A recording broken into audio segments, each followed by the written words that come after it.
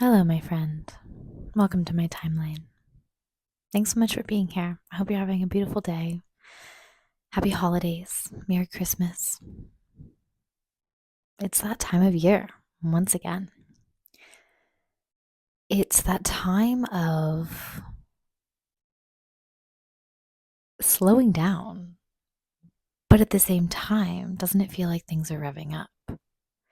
Feels like we're on this deadline. It feels like we have not a lot of time to get everything ready for these next few days, and we have to prioritize making food and gifting presents and doing all of these things for other people because this is the time of the year where we come together with our families if we are so fortunate to have that.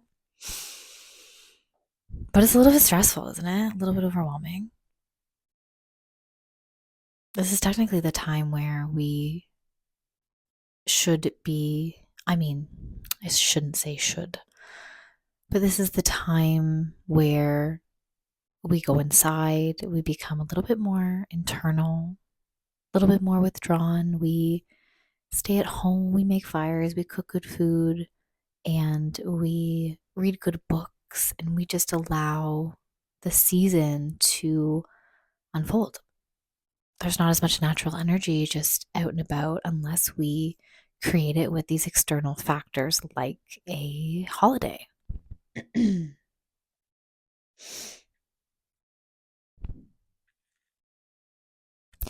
just like everything, at least in my life, there's this duality at play that I just can't seem to rectify. And maybe that's not the point.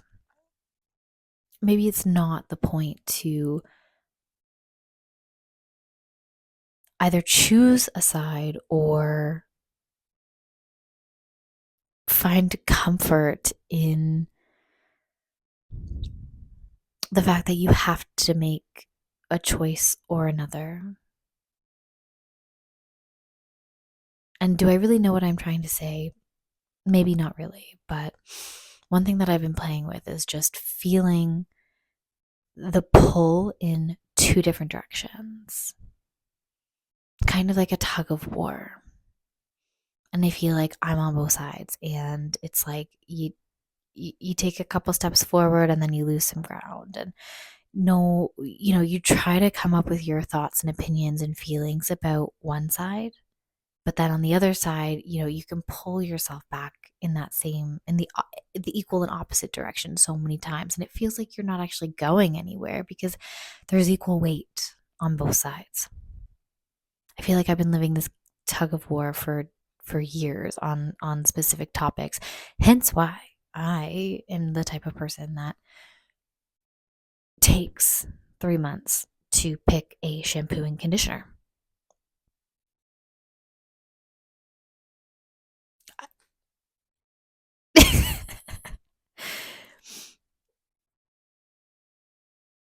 I just read a journal entry where I was talking about my my love, my absolute love of being able to nurse my son, but then the absolute frustration of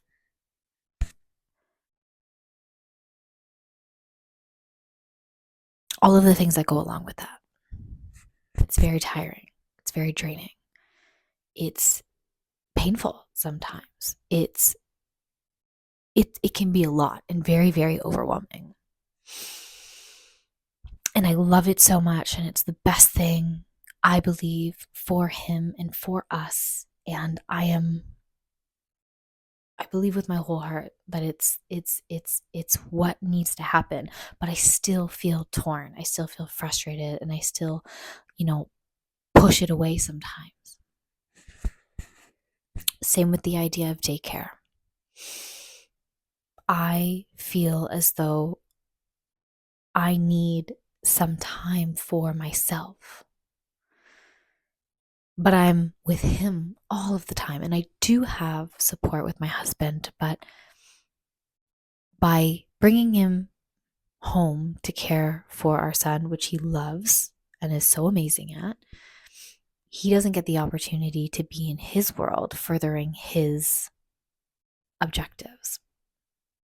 And we were speaking about this the other day of how, you know, we're both on like train tracks.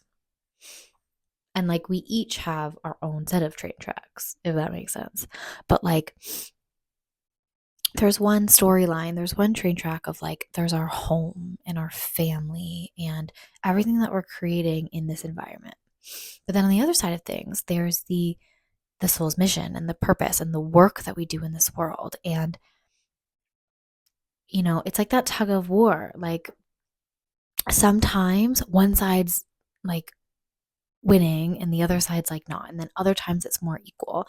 And so you have to kind of play this balancing game of like you have these different storylines, you have these different paths, you have these different train tracks that you're working towards, you're rolling down.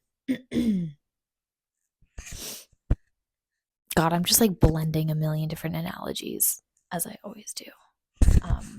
I find it so challenging to communicate. And this is why I'm so glad that I'm doing this, because I find it so challenging to communicate the work. I find it so challenging to communicate in a easily digestible way of the type of work that I personally am doing. I can only speak for my statements. The things that I am doing and the things that I see, I think there's a huge block when it comes to people like coming into their awakening or tapping into these universal truths. I have to say that, the universal truths. And there's so many things clouding that. And so being able to effectively communicate things so that people aren't like, they don't put a wall up, right? Like, yeah, some words have super loaded like connotations, and like people, even astrology and psychics, like people have people have thoughts and opinions on that. And so when I meet people that aren't super woo woo and like aren't super I don't mean that in a derogatory way. I mean that with so much loving kindness. I love my woo. But when you let your woo out, it's like, do you want to appear like Professor Trelawney? Or do you want to appear like, oh God, no one's coming to mind. But it's like, you don't want to be like Professor Trelawney, right? You you want to appear like you're tapped in and you are educated and you've lived through that and you have the terms and the quotes and the understanding and the empathy and all of these things encompassing in order to be able to bring the information together and gift it forward to people with absolutely no expectations, whether or not they receive it or not. But like having that language is so important. And that's something that I'm working on because I find it so challenging to talk about the work. I just was talking about train tracks and like, I'm sure that didn't make a lot of sense, but the beauty of this YouTube channel, so thank you all for being along for this journey, is that I get to keep practicing. I get to keep practicing or expressing my thoughts and opinions, and it's all a working model. Nothing is set in stone. I'm learning things every day. I'm revamping my opinions, and I'm living every day as though I have no idea what's going on, and I am just seeing what happens to me, processing it, digesting it, and then coming to the table and being like, okay, well, today, this is what feels true in my heart. And this is what I've experienced month after month, year after year. And this is the picture that I'm piecing together. And then I'm trying to learn how to explain that in a very approachable way for anyone to listen to, so that they don't think I'm like, and peer into the crystal ball. It's the grim. If nobody gets that reference, I'm so sorry.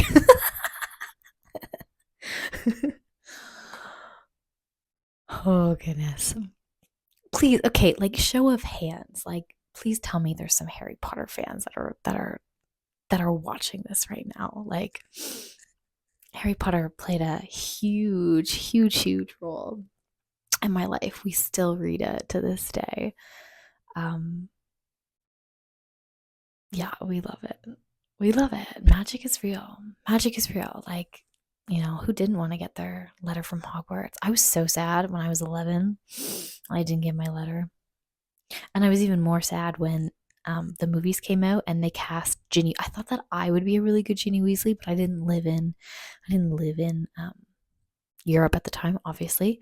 But my half of my heritage is actually Scottish. My mom was born there.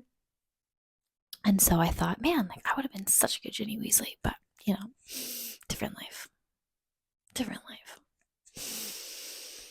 In this life, I get to go on YouTube and try to explain all the woo in my world. And that's quite the job. And I'm really enjoying it. And I love it. And thank you all, if you're still listening. For anyone that's ever left a comment, thank you so much. It's been great getting to chat with you. And I'm so happy that these videos are resonating and you're finding value in them, because I'm finding value in doing them and connecting with you. And I just can't wait to see how this journey unfolds. It's been great. Okay.